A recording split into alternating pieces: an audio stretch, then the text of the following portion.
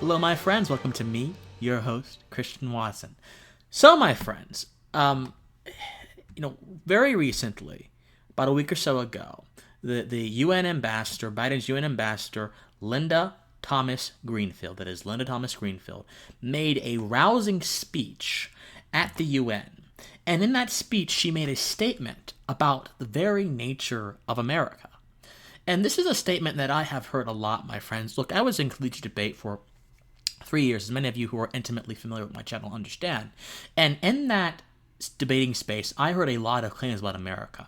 I heard that America was inherently evil and racist. I heard that America was inherently patriarchal. I heard that America was I heard all kind of claims about America that seemed to be more seeped into solely ideological musings, as opposed to being based both in ideology and in facts and reason and logic.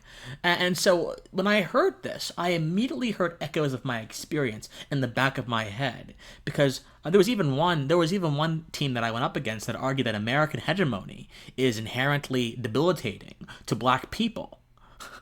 American hegemony, and all these claims are founded based solely on critical race theory ideas of understanding information, reducing everything to a single factor, then pretending that factor can be the sole definitive understanding of a particular thing, which is completely anti-intellectual. Anyway, Linda Thomas-Greenfield echoed a little bit of that, and I figured it warranted addressing.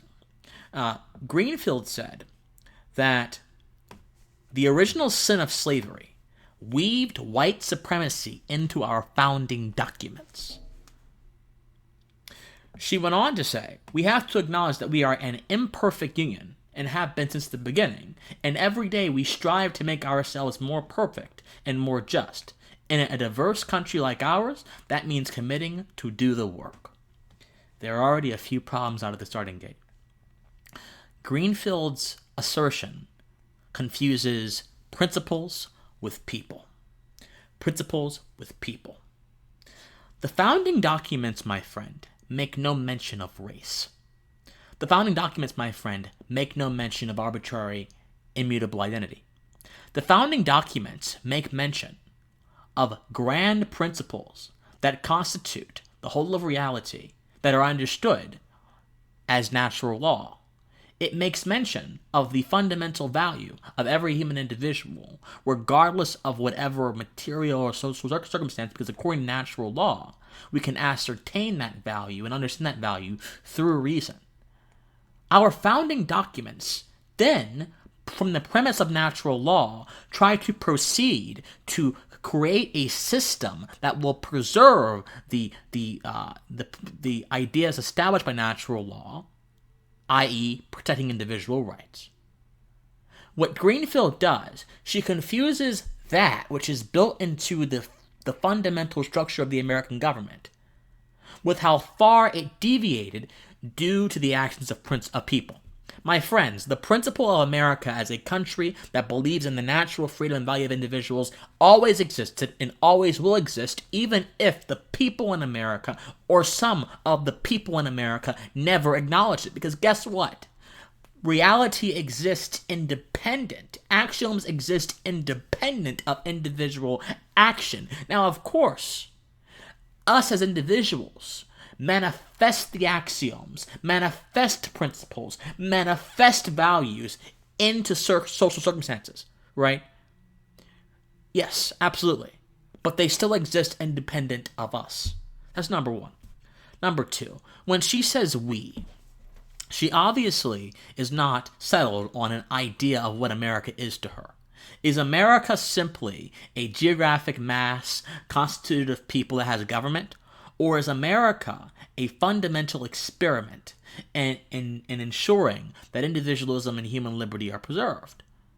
Is America a concept, a grand idea that has material correspondence? Or is America simply mostly made out of its material correspondence? This is the problem with the woke progressive view of what America is. It binds the idea of America solely to material correspondence. Oh, black folks were aggrieved here. Japanese folks were aggrieved here. Asian hate here. All this stuff here, there, and everywhere. And it fundamentally forgets the premises upon what we are seeing manifest what they exist on. They fundamentally forget the premises. They fundamentally forget the premises that gave rise to places like New York City and Washington, D.C., that gave rise to organizations and laws that are meant to protect rights. They fundamentally forget those premises. They would rather focus on the aberrations of those premises, meaning they would rather focus on getting further away from those premises than the premises themselves. My friends, America was never white supremacist country. America had white supremacists in it, and still does, but we were never a white supremacist country, because to suggest that is to claim that the values the country was founded upon are white supremacist, when in all reality, they are universal declarations of the condition of the human being, all human beings, even if that vision was not always saw through. America is also not just a union of individuals. America is a grand concept, a grand experiment that enshrines the ideas of natural law into our material conditions. Does it always neatly get natural law into it? Of course not. Because, again, reality is complex. It's very complex. Interests are complex. But it still pushes. And it is one of the best that we have on this earth that affirms the value and the primacy of the individual.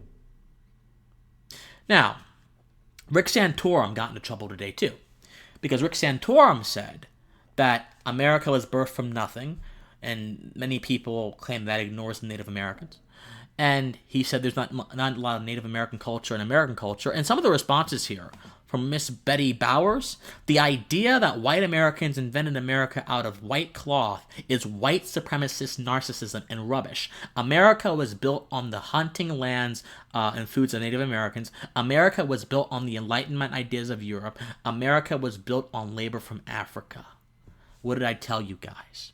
When you define this country solely in relation to the material circumstances that may have brought about it in a particular period of time, and you see those circumstances in almost every single iteration of the country, no matter how far or how long the country has progressed from those circumstances, you will have a static idea of what America is. But the static idea of what America is not the true idea. Because guess what? The true idea is what I just said. It is as evidenced in the Declaration of Independence, as evidenced in almost every single library of the Founding Fathers. Many of them were reading the natural law theorists like Hugo Grotius, who were talking about individual freedom. Many of them read Locke. Many of them read people like this, as evidenced by that. The thought form of the American experiment is nothing like what they're describing it. But they're trying to say America is nothing more than a compendium of material circumstances. Now, Santorum, I'm not a fan of Santorum. I understand what he was trying to say, because Native Americans themselves didn't even believe that they owned land. In fact, people are saying, well, this was built on their land. This came from Crowfoot, excuse me. He said, our land is more valuable than your money. He was propositioned to have his land bought. It will last forever. It will not even perish by the flames of fire. As long as the sun shines and the water flows, this land will be here to give life to men and animals. We cannot sell the lives of men and animals. Therefore, we cannot sell the land. It was put here for us by the Great Spirit, and we cannot sell it because it does not belong to us. Many Native American tribes did not believe in the idea of land ownership. And many of them still do not. They believe the land is owned by the Great Spirit, the Mother, the Earth. So technically, even though people from Europe did come on, and they were very forceful in their excavations of Native Americans, and in my opinion, those forceful excavations were wrong. The Trail of Tears was wrong. It should have never happened. It was a disgusting blotch in American history. It's still technically, according to the standards of Native American philosophy, it's not taking their land away, because no one owns the land. If anything, it is an affront to the earth for them to even try to own anything as it relates to the land in the first place. Many Native Americans believe in being stewards of the land.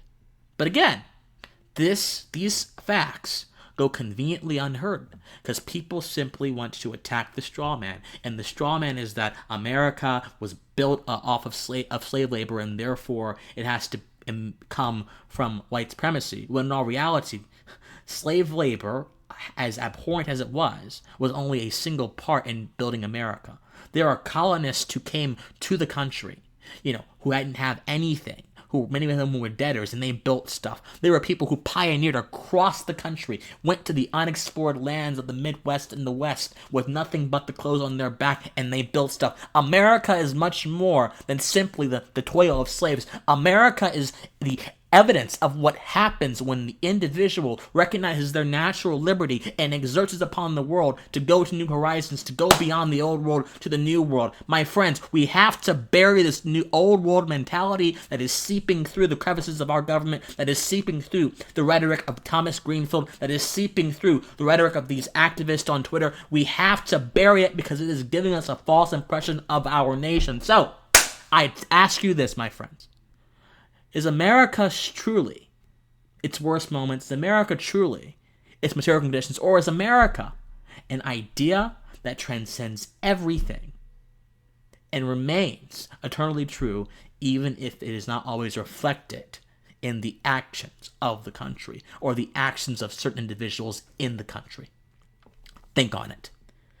As always, my friends, I love you, and please, if you want to support me, patreon.com/officialcwatson or PayPal, officialcwatson@gmail.com. I love you, and please stay pensive. Bye-bye.